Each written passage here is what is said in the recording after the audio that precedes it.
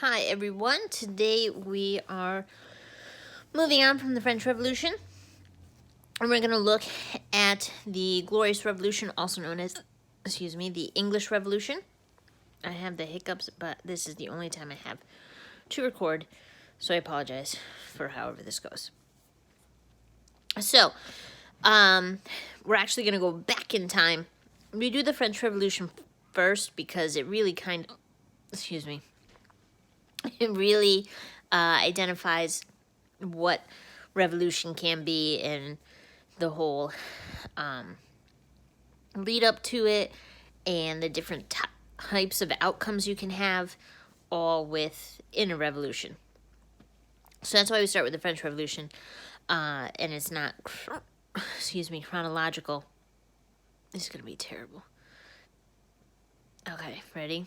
Here we go. All right. So for the English Revolution, let's go back to the beginning, the start of England as the nation we know it today, and that begins with the 1066 Norman invasion. So in case you didn't know this, England starts when France invades. And prior to 1066, you had, maybe that'll help. You start with the different British kings or the Celtic kings, different areas of England that weren't united. And they're unable to withstand, the Norman invasion. So called that because William the Conqueror, who leads the forces, is the Duke of Normandy. So he is under the French king. He lands, he takes over, and he basically starts his own kingship. The leaders of England today can trace their line directly back to William the Conqueror. Regular people can too. I'm an example. William the Conqueror is my 30th great-grandfather. So that's always a fun fact. So he invades, he wins, and he really organizes England. He's going to be famous for creating the Doomsday Book. So I know it says Domesday Book on the slide, and that's how they spell it, but they actually say it Doomsday. It's not until Webster's Dictionary comes out that people start agreeing on what common spellings are. So you could spell whatever way you want. And it's only through multiple sources that you're able to find out how they actually would have said it. And they would have said it Doomsday. Because if you know what Doomsday is, it's basically like the end of the world. The reason it's called a Doomsday Book is because you couldn't escape it. So the Doomsday Book was a record of all land, buildings, and livestock in England. And it seems really simple, and the name seems nefarious, the Doomsday Book, but it's more about you can't escape it. Everything is going to be known by the king, and the reason he wants to know is he can use that for taxes. So if he knows how much property there is and how many buildings and how many livestock, he can create an organized system of taxing, which creates a settled country. So this is going to bring a lot of money into the royal family, and you will see it go very well until 1215. Okay, so that's when you're going to see a change for the monarchy. So you've had the Crusades, which are going to really financially strain Britain, particularly with King Richard the Lionheart, who really just wanted to go and fight all the time, and he used a lot of his funds for that. The way they got money to pay for the Crusades was through taxes. And prior to this point in history, the king made all the decisions about how taxes were made. So after King Richard dies, his brother, Prince John, becomes king. So if you've ever seen any of those movies, particularly the Disney one with the foxes about Robin Hood, and there's a Prince John, that's who we're talking about. So after his brother's death, he inherits the throne and becomes King John. People really don't like him because he gets blamed for all of those taxes. Now, on the one hand, a lot of those taxes were from Richard to pay for the Crusades. On the other hand, Prince John, then King John, was a jerk as well. So he wasn't a nice person. And you'll see basically the nobles push back, and they're going to come together and say, listen, you want to stay king? We're not listening for it anymore. We need to set up some rules for how taxes can be created. And that's what the Magna Carta is. The Magna Carta is a listing of rights for nobles. So it's not for everyone, but it's the first step in created a limited government power. So with the Magna Carta, the king can no longer create new taxes or raise taxes without the approval of the nobles. Now, this seems like a really good thing for the people, particularly the nobles, their rights being recognized, and a really bad thing for the monarchy because it's kind of going to cut back on their power. It's interesting. There's some arguments that the royal family sees this as the first part of their downfall into what they have today. Today, in case you didn't know, you have Queen Elizabeth II, and her job really is to wave. She is a symbol. Still has a lot of money. Still very big diplomacy-wise. But Parliament really runs the country. It's interesting because the royal family kind of blames King John for this shift, even though it's been 800 plus years. There's never been another King John. You have 8 Henrys, at least 6 Edwards. The new William's son George will be like George the 7th, but there's never been a John the 2nd, because they blame him. So you see this shift. Then we get Henry VIII. So if you want to learn more about Henry VIII, you can go back to that old lecture. Remember, he's going to have that major absolute power argument, and you're going to have him with multiple wives and multiple children. Remember, after he dies, his son Edward takes over, but he is sickly. He'll die within a decade. And then his older sister Mary will take over, and she's just terrible. Bloody Mary. And then she'll die, and then her sister Elizabeth will take over, Queen Elizabeth I, who was very good on many accounts, and really pushed England into becoming more of an empire. However, she also has the nickname the Virgin Queen because she never married. She saw what it did to her mother and to basically all of her father's wives. And she also knew that she didn't want to form alliances with other countries. She wanted to stand on her own, and she didn't want to lessen her power. Now, we do know that queens do maintain more power than kings do in the sense of when marriages happen. So, like, when a king marries a princess, she gets promoted to queen. So you have, like, King Ferdinand and Queen Isabella. But when a queen marries a prince, he stays a prince. So you have Queen Elizabeth II, and her husband is Prince Philip. And he always has been, and always will be. He will never be King Philip, because she is the queen. She runs it. But Elizabeth I didn't want to risk that. So when she dies in 1603, she has no heirs. And all of her siblings are dead, and they never had any children. So now they need a new line of rulers. So that is the end of the Tudor dynasty. Remember, their last name is Tudor. And they're going to see the beginning of the Stuart line. So they will look at the son of her cousin, Mary, Queen of Scots, and that is James. And he is already king. He's King of Scotland. And by crowning him the King of England, you see Scotland being pushed into the full realm of England, which they are still currently trying to get away from. So when you Google him, he is, it'll say King James, INVI, King James the First and the Sixth, because when he is crowned, he will be the first king of England, named James, but in Scotland, he was already the sixth king who had been named James. So that is why he's called King James the First and Sixth. Or if you're in Scotland, they might say King James the Sixth and First. And they say this is going to be great. We're going to get a lot more land.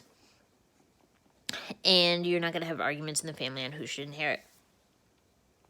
And it doesn't go well because Scotland is a very Catholic country. And England at that point was very Protestant. Remember, Henry makes his own church, and his daughter Elizabeth will really fold the Church of England into Protestantism. And you have two different versions of Christianity happening. So there's going to be a lot of argument between that, the Catholics and the Protestants, and a lot of tension. Not with James the First necessarily, but definitely with his son Charles the First, who was not a good king. He's really going to push that Catholic-Protestant divide again, to the point where the English say they're done with him, they're tired of it, and they have him beheaded. What's interesting is you see it sort of like the French Revolution. There's going to be a period in between where you won't have a monarchy. Okay? Remember, in the French Revolution, you had a constitutional monarchy set up, but the king wasn't given any real power. In this case, in the Glorious Revolution, there was no king. So, after the death of Charles I, between 1642 and 1649, you see this group running the English government. But the problem is there's two major political factions. There's the Roundheads and the Royalists. So the Roundheads are arguing there should be a complete government overhaul. Let's change everything. Let's make it something like a democracy, even though that hadn't been practiced yet since ancient Greece.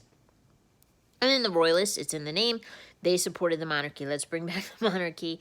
We just need a better king who needs to listen to us like we did with King John, and we made him sign the Magna Carta. We could get something else going up.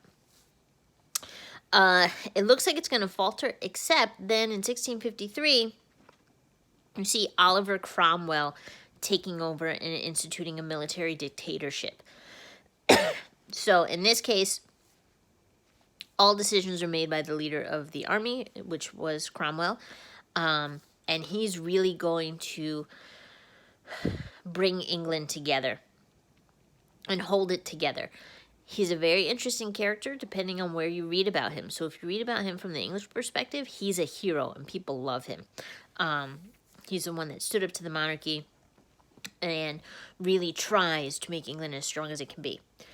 If you read him from the Irish perspective, he's a horrible human being and should rot because of his treatment of the Irish, which involved genocide in several areas. And you'll see the English looking at as a benefit and how he's able to deal with the conflict in Ireland because he just killed a lot of them. So he's a very interesting character. He is what your quick reading assignment will be about today. You're going to do another biography. You'll read a paragraph or two about Oliver Cromwell and answer a couple questions. But again, he's an interesting historical character if you want to look more into it. But unfortunately for Oliver, Mr. Cromwell, he is very similar to Alexander the Great. He really pushes his troops and runs them very well, but he doesn't train anyone to run them after he is gone. So he dies, and when he dies, the military dictatorship falls apart.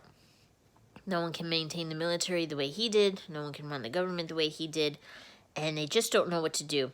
So they said maybe we should try the monarchy again. So in 1660, you see the monarchy reinstated. They're actually going to bring back the royal line. They're going to go to Charles II and say, real sorry we killed your dad, but would you like to come run our country? And a lot of people are worried that he's going to like run it like Bloody Mary and take out all his daddy issues on it. But it doesn't actually happen. He's actually pretty popular. People like Charles II. But then his son, James II, they do not like. So James II had more issues, and he was very unhappy with how the country was run, and he has very strong ties with Catholic roots, and really pushes for reinstatement of the Catholic religion and punishment of Protestants in England, which they are not happy with. So the government gets together and says, what do we want to do? We tried the thing where we chopped off their head, and then we had other people run it, but that didn't work. We had to bring back the monarchy. So is there something else we can do? And they basically shopped around for new leaders, not making it up. They looked at his kids and said, what can we do? And they liked his daughter from his first marriage, Mary. She's going to be a good Mary, not a Bloody Mary. And she, at that point, had already been married to William of Orange, so a Dutch leader. And William and Mary seemed to work very well. So they sent a letter and said, would you like to come and be the new rulers of England and depose your father? And Mary will agree to that. And that's when you get the Glorious Revolution, 1688. William and Mary will sail in, prepared to take over, but it's not known, but generally assumed that she did send her father a letter and said, hey, we're gonna come and take over the country. If you're there, you're gonna lose.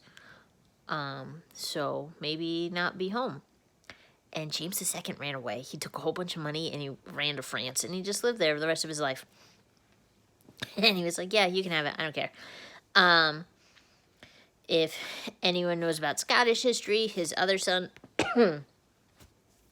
Charlie, Bonnie Prince Charlie, will try and be a usurper, but that'll never come to anything. So William and Mary take over, and they land, and James II isn't there, and there's no fight. So that's why it's the Glorious Revolution, because there was no bloodshed, because he wasn't there. Right from the beginning, they show that they want to work with the people and give them power. So 1688, they invade. By 1689, they've created the English Bill of Rights, and Parliament begins to separate themselves from the monarchy. You see rights for all citizens. It's still tiered. People with more power have more rights, but that you do have that recognition of rights in 1689 of the general individuals, which is why you have like the American colonies being upset when they're not being listened to, because they feel it is their right to be listened to by the government based on the English Bill of Rights. So the Glorious Revolution is an interesting one, because you have a revolution without any bloodshed. Granted, prior to it, you did have a beheading of the king and a military dictatorship, but in terms of looking at the English Revolution, which is considered that takeover by William and Mary, which if you look at the picture and say, wow, they seem like a nice couple, and they really look like, it's because they're first cousins. It's gross. They actually didn't like each other in that way. They seemed to work well as a power couple and whatnot, but they weren't in love. That's my cat. His name is Dalton. I didn't realize he was behind me. So another example of revolution, you can see how they were pushed, but you can also see how they took a different method of having that full revolution.